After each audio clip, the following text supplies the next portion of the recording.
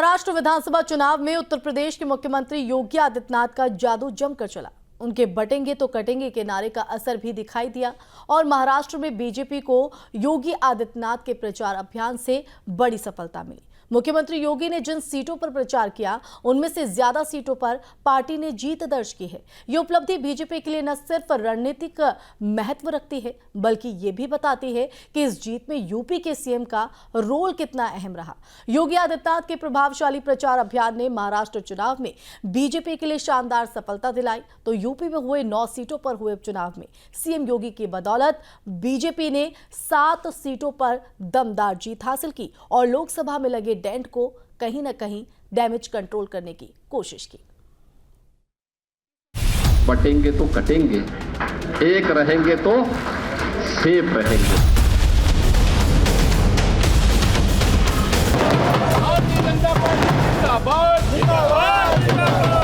लूट और झूठ की जो पॉलिटिक्स है, अब इसके अंत की उद्घोषणा भी यह चुनाव है। सीएम योगी का दाम, बीजेपी का पर्चा। बटोगे तो कटोगे का नारा, विपक्ष हुआ बेसहारा। योगी के नारों ने बदली तस्वीर, विपक्षी भी हुआ मुरीद। जहां जहां योगी का प्रचार, वहां वहां विपक्ष का बंटाधार।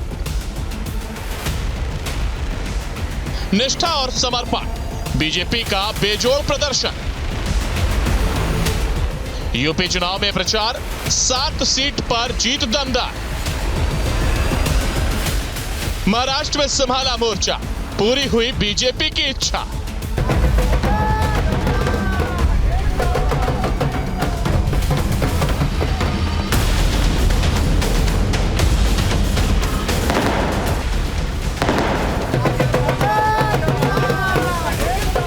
जी हां, अगर किसी को गलतफहमी है कि यूपी में कौन, तो अब वो मौन हो जाए, क्योंकि यूपी विधानसभा उपचुनाव 9 में से 7 सीटों पर बीजेपी गठबंधन प्रत्याशी जीते हैं और ये सब हुआ सीएम योगी की बदौलत, जिन्होंने अपनी आक्रामक रणनीति के दम पर विरोधियों को चारों खाने चित कर दिया। ये जनता पार्टी की विजय, ये राष्ट्रवाद की विजय है। ये राष्ट्रवाद की विजय है, विरासत और विकास की विजय है। हर व्यक्ति को अपनी जड़ और अपनी मूल की याद आती है और मुझे लगता है कि जो लोग कभी भूले भटके रहे होंगे उन सबको, किसी को अपना गोत्र याद आया होगा, किसी को अपनी जाति याद आई होगी। धन्यवाद। और विरासत पर यह विजय, विरासत की विजय है और कुंदरकी की यह विजय बताती है कि आने वाले समय में समाजवादी पार्टी कहां जाने वाली है। यूपी में उपचुनाव के नतीजों पर गौर करें तो केवल 2 सीटों पर बीजेपी गठबंधन प्रत्याशियों के हाथ निराशा लगी है, तो वहीं 2 सीटें ऐसी भी थीं जहां एसपी की ज्योति बिंद को करीब 5000 वोटों से हराया। फूलपुर से बीजेपी के दीपक पटेल ने एसपी के मुज्तबा सिद्दीकी को 11000 से ज्यादा वोटों से हराया। मीरापुर में बीजेपी गठबंधन प्रत्याशी मिथिलेश पाल जीते और सुंबुल राणा यहां करीब 30,000 वोटों से हारी। करहल से एसपी के तेज प्रताप यादव जीते और बीजेपी के अनुजेश यादव यहां से करीब 14,000 वोटों से हारे।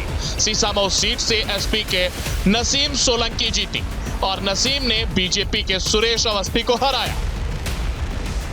यानी देश की जनता नकारात्मक राजनीति को, बांटने वाली राजनीति को पूरी तरह खारिज कर चुकी है और इसीलिए हम कह रहे हैं कि बटेंगे तो कटेंगे, एक रहेंगे तो सेफ रहेंगे।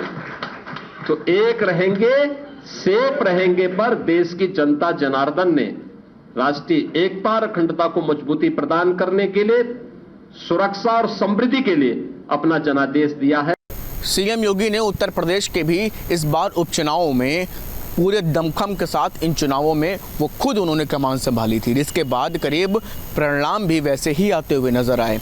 9 में से 7 सीटों पर भारतीय जनता पार्टी ने प्रचंड जीत हासिल की।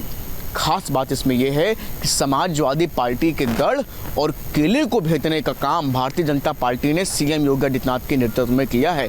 इस बार भारतीय जनता पार्टी ने कुंदरकी समेत कटेरी जैसी सीटों पर, जो समाजवादी पार्टी का गढ़ मानी जाती है, उन सीटों पर जीत हासिल की। 2024 के लोकसभा चुनाव की मायूसी को कैसे जश्न में बदला जा सकता है, इसे कोई सीएम योगी से सीखे। वे हारी हुई बाजी को भी पलट देते हैं और अपनी मेहनत और अपने जोशीले भाषण से वे जनता के बीच अपनी दमदार इमेज तैयार करते हैं।